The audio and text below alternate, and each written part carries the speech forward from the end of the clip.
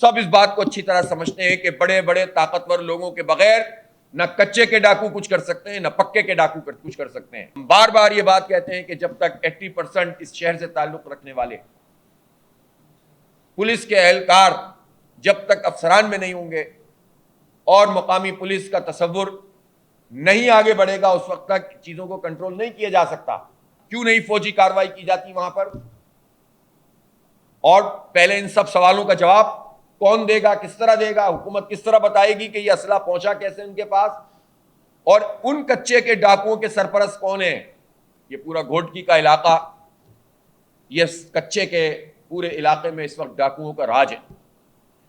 جس طرح کا اسلحہ اور جس طرح کی ان کے پاس مشینری موجود ہے، ویپنز موجود ہیں، حیرت ہوتی ہے کہ یہاں تک پہنچا کیسے۔ اور یہ سوال پھر سب کے لیے ہے، اگر بارڈر سے یہ اسلحہ آ رہا ہے تو بارڈر سیکیورٹی فورسز کیا کر رہی ہیں؟ اور یہ بات اتنی اہم ہے کہ وزارت داخلہ بھی اور حساس ادارے بھی اور وہ تمام ادارے کے جو وہاں پر کھڑے ہوتے ہیں ان سے یہ سوالیہ نشان ہے کہ کچے کے ڈاکوؤں کے پاس یہ اسلحہ کہاں سے آ رہا ہے۔ ایسا لگتا ہے کہ یہاں سب کو کھلی چھوٹ دے دی گئی ہے صوبہ سندھ میں کہ کہیں پر ڈکیتیاں نہیں ہو پا رہی تو آؤ صوبہ سندھ میں آ جاؤ، کچے میں آ جاؤ یا پکے میں آ جاؤ۔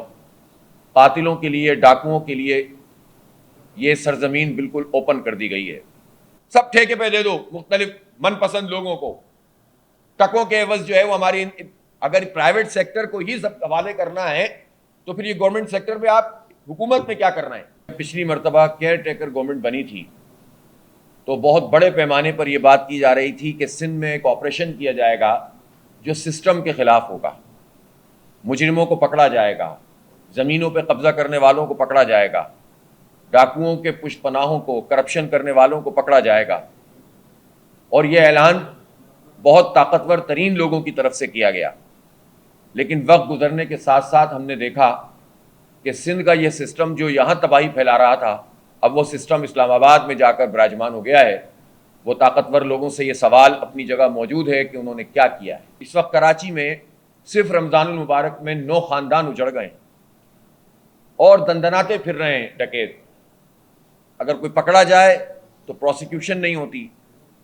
4,500 ڈکیتیوں کے وارداتیں ہو چکی ہیں سنیچنگ صرف اس رمضان المبارک میں۔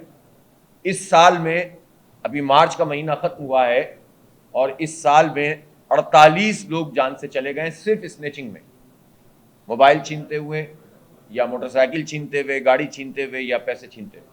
اور ان کے تو بہت بڑے پیمانے پر ان کی سیکیورٹی کا بھی انتظام ہوتا ہے۔ وہ پولیس جس کو ہماری حفاظت کرنی چاہیے وہ اشرافیہ کے گھر والوں کی حفاظت کر رہی ہوتی ہے۔ تو اس لیے یہ لوگ اندازہ ہی نہیں کر سکتے کہ کس کرب سے اس شہر کے لوگ گزرتے ہیں۔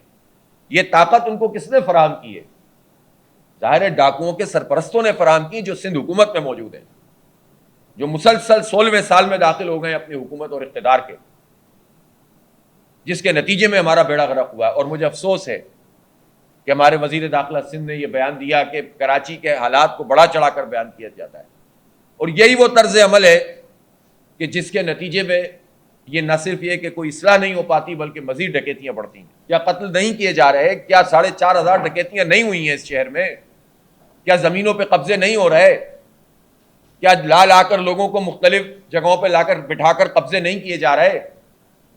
کیا ایس بی سی میں سسٹم کام نہیں کر رہا؟ کیا یہ غیر قانونی تعمیرات نہیں ہو رہی؟ کیا سندھ سیکریٹریٹ کرپشن کا اڈا نہیں بنا ہوا؟ کیا بچوں کو تعلیم مل رہی ہے؟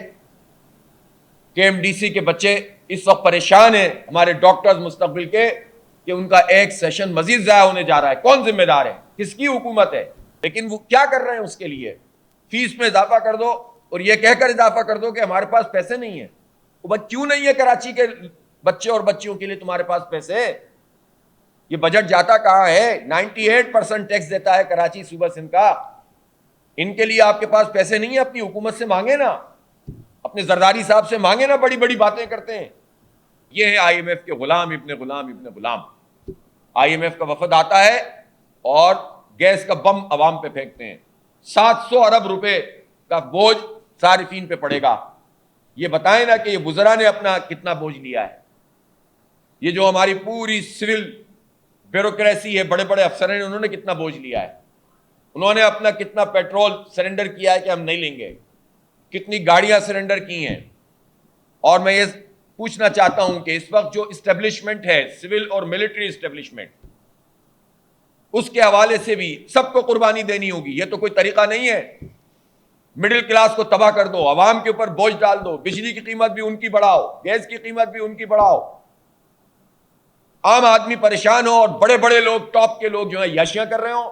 یہی طبقہ جس نے ہمیں برباد کیا، یہی اسحاق ڈار جیسے لوگ، آئی ایم ایف کے ایجنٹ، غلام، یہ اسحاق ڈار جیسے لوگ جنہوں نے ہمیں تباہ کیا ہے، جنہوں نے کرپشن کی ہے، جنہوں نے لوٹ مار کی ہے، جن کے بچے دبئی میں اور یو اے ای میں، جن کی بڑی بڑی جائیدادیں بھی ہیں اور کاروبار بھی ہیں، کہاں سے آئے ہیں؟ سوال تو یہ ہے کہ ان کے بچوں کے یہ کاروبار کہاں سے آئے ہیں؟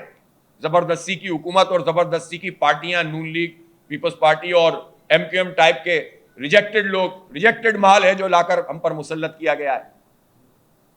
تو یہ اس امریکی ایجنڈے کی تکمیل کے لیے آئے ہیں، تو نہیں کرنے دیا جائے گا. اس لیے ہمارے حالات بھی معیشت کے ہوں یا امن و امان کے ہوں، یہ سارے کے سارے جڑے ہوئے ہیں اس پورے بین الاقوامی ایجنڈے سے. عید کے بعد انشاءاللہ اس جعلی مینڈیٹ کے خلاف، فارم 47 والی ریجیکٹڈ پارٹیوں کے خلاف، مسلط کردہ اس پورے مینڈیٹ کے خلاف تحریک چلائیں گے، اور بھرپور تحریک چلائیں گے انشاءاللہ. عوام کا وہ مینڈیٹ جو عوام نے دیا ہے وہ ملنا چاہیے، تبھی پاکستان کا مسئلہ حل ہوگا.